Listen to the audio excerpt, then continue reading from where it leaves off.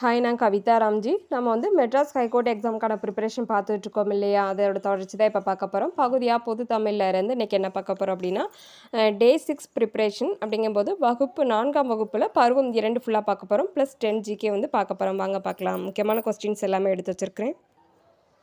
4ஆம் வகுப்பு தமிழ் பருவம் 2 ஃபுல்லாகவே முக்கியமான கொஸ்டின்ஸ் இருக்குது. வாங்க பார்க்கலாம். ஃபஸ்ட்டு கொஸ்டின், காவல்காரர் நூலின் ஆசிரியர் பார்த்தோம்னா அளவள்ளியப்பா.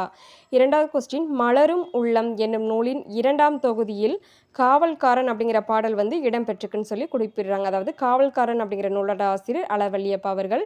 இந்த காவல்காரன் அப்படிங்கிற பாடல் இடம்பெற்ற நூல் அப்படின்னு பார்த்தோம்னா மலரும் உள்ளம் அப்படிங்கிற நூலில் வந்து இடம்பெற்றிருக்கு. அடுத்து 3வது, பெயரில்லாத பிரித்தெழுதுக பெயர் ப்ளஸ் இல்லாத வைக்கோல் மேலே துணியை சுற்றி வைத்திருக்கும் பொம்மை அப்படிங்கிறதுக்கு எதிர்ச்சொல் பார்த்தோம்னா மேலே அப்படிங்கிறதுக்கான எதிர்ச்சொல் கீழே. சோளக்கொல்ல பொம்மை என்பது உயிரற்ற பொருள். அசைய ப்ளஸ் இல்லை சேர்த்தெழுதுக அசையவில்லை. நித்தம் பொருள் நாளும், அதாவது நாள்தோறும். பாய்ந்தோடும் பிரித்தெழுதுக பாய்ந்து ப்ளஸ் ஓடும். அடுத்து 12வது கொஸ்டின், காலை ப்ளஸ் பொழுது சேர்த்தெழுதுக காலை பொழுது. குனிந்து பொருள் வளைந்து. தன் ப்ளஸ் உடைய சேர்த்தெழுதுக தன்னுடைய. நன்னெறி நூலின் ஆசிரியர் சிவப்பிரகாச சுவாமிகள். நோட் பண்ணிக்கோங்க, வெரி வெரி இம்பார்ட்டன்ட். நன்னெறி நூலோட ஆசிரியர் சிவப்பிரகாச சுவாமிகள். நீதி நூல்களில் ஒன்று நன்னெறி. நன்னெறியில் 40 நேரிசை வெண்பாக்கள் உள்ளது. நோட் பண்ணிக்கோங்க. நன்னெறியில் வந்து 40 நேரிசை வெண்பாக்கள் வந்து காணப்படுது. ஒவ்வொரு வெண்பாவும் ஒவ்வொரு உவமை மூலம் ஒவ்வொரு நீதி கருத்துக்களை விளக்குவது இந்நூலின் சிறப்பாக வந்து காணப்படுது. இன்சொல் பிரித்தெழுதுக இனிமை ப்ளஸ் சொல்.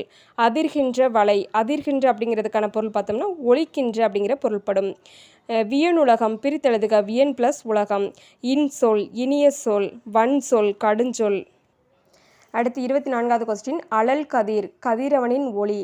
தன்னேன் கதிர் நிலவின் ஒளி. இதை நோட் பண்ணிக்கோங்க, ரெண்டுக்குள்ள டிஃப்ரெண்ட். விரிவாக அப்படிங்கிறதுக்கான எதிர்ச்சொல் மெதுவாக. என்ன ப்ளஸ் என்று சேர்த்தெழுதுக என்னவென்று. அக்காட்டில் பிரித்தெழுதுக ஆ ப்ளஸ் காட்டில். என்னவாயிற்று பிரித்தெழுதுக என்ன ப்ளஸ் ஆயிற்று. அடுத்து தமிழில் மூவினம். நோட் பண்ணிக்கோங்க. தா அப்படிங்கிறது வல்லினம், மீ அப்படிங்கிறது மெல்லினம், இல் அப்படிங்கிறது இடையினம்.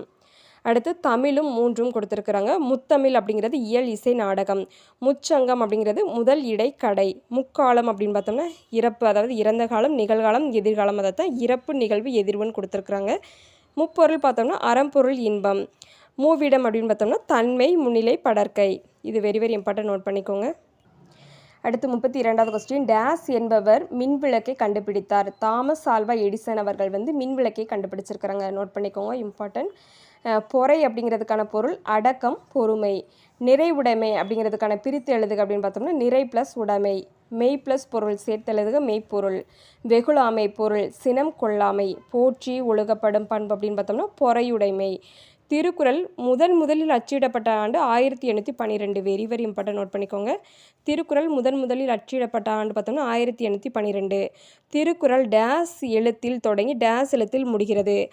திருக்குறள் வந்து அகர எழுத்தில் தொடங்கி நகர எழுத்தில் முடிகிறது.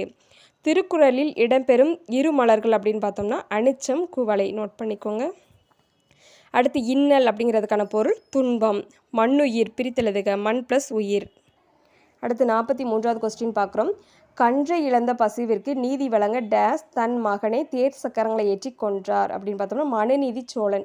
வெரி வெரி இம்பார்ட்டன்ட், இது 1 வேர்டில் கேட்டிருக்காங்க, நோட் பண்ணிக்கோங்க. அடுத்து அகர முதலி பார்க்குறோம். அதிர்கின்ற ஒலிக்கின்ற. அழல் கதிர் கதிரவன். ஆற்றொணா தாங்க முடியாத. இன்சொல் இனிமையான சொல். இன்னல் துன்பம். காவாக்கால் காக்காவிட்டால். குனிந்து வளைந்து. கொடியோன் துன்புறுத்துபவன். சவாரி பயணம். செவிசாய்த்தல் கேட்க விரும்புதல். சோகாப்பர் துன்பப்படுவர்.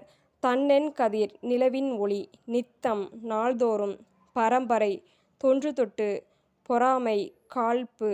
பொறை அடக்கம். போலி ஒன்றை போல இருத்தல். போற்றுதல் புகழ்தல். மரியாதை நேர்மையான ஒழுக்கம். மெய்ப்பொருள் உண்மை பொருள். வரம்பு எல்லை.